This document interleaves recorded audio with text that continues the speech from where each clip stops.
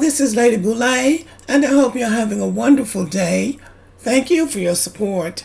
Thank you for subscribing to the channel. Thank you for your thumbs up, for your comments, and thank you for sharing the videos. Thank you for all you do to support the channel. And yes, we are commanded to love one another, whether we want to or not, or whether we agree with each other or not. Well, Juneteenth has come and gone, and with it, for many of us, is a kind of sadness, because Juneteenth has been turned into something that it was never meant to be. Juneteenth is a holiday for American descendants of slavery. It's a day that we have always had to ourselves in the past to celebrate in whatever way we wanted to.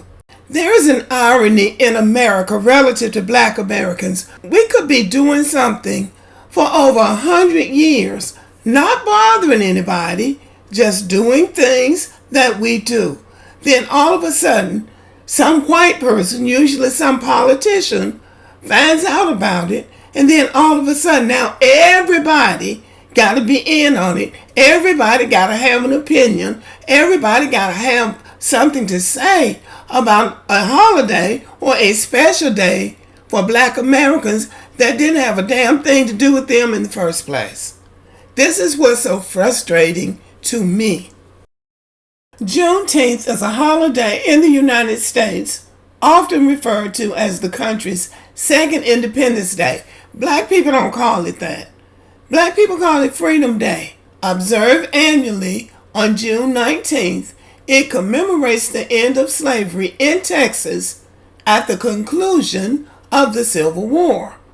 The name Juneteenth is a blend of June and 19th, reflecting the date when the last group of enslaved people in the southern United States learned of their freedom under the Emancipation Proclamation.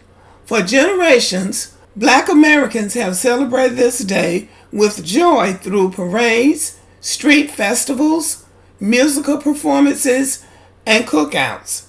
In 2021, President Joe Biden signed a bill designating Juneteenth as a federal holiday, recognizing its historical significance. America does not have any appreciation for history, not their own or anybody else's. But learning that they had been freed after 246 years of chattel slavery was quite a significant event for those enslaved people and for their family members who were scattered around the South, who were happy that they had been informed that they were freed. So this was a very special day for Black Americans. Not something that white Americans or immigrants, Black or otherwise, had to be a part of. This was a celebration of Black American descendants of slavery. Now here's something that needs to be underscored. Texas was a Confederate state, meaning they were fighting against the United States. The Emancipation Proclamation that Lincoln signed was supposed to go into effect on January 1st of 1863. Now these enslaved people should have been freed in 1863, but they did not hear about the Emancipation Proclamation until June 19th of 1865. By then, the Civil War was over, the South had lost, and the 13th Amendment had been passed, which means that they were going to be freed anyway. But what it appears to be is that they had no intention of freeing those enslaved people in 1863. They were hoping for a Confederate win of the Civil War so that they could hold on to those enslaved people. But they had no intention of releasing those people from bondage. This is what it appears to be, because in 1863, they were supposed to read that executive order to those enslaved people. And the people in Texas knew about that. They just didn't do it. So the complete emancipation of African enslaved people in America in 1865 was a very, very important event to those people, and they deserved to celebrate. And still, the descendants of those people should be able to celebrate that event without coming up under the scrutiny of all of these extra people who will never be able to understand the significance of it.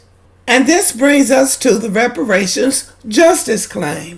Those enslaved people in Texas had worked for an additional 2.5 years as enslaved people, even though the President of the United States had freed them. For that reason alone, those people should have been paid for 2 years and 5 months of additional free labor. So this is why Juneteenth is really significant. This really didn't have anything to do with all these other people, all these extra people. And they feel as if they're being imposed upon by having this as a federal holiday. And many Black Americans feel like, and we feel like we've been imposed upon too, because we don't want you to be a part of it anyway. So what went wrong with Juneteenth, in my opinion, is that a holiday that was specific to Black Americans was pushed out there on the American public without any real explanation of why they're celebrating or why this is a federal holiday. America has never really paid tribute to the enslaved people, have never honored their work, but then they're going to take the holiday and make it into a federal holiday without us even voting on it. Therefore, I find it very problematic.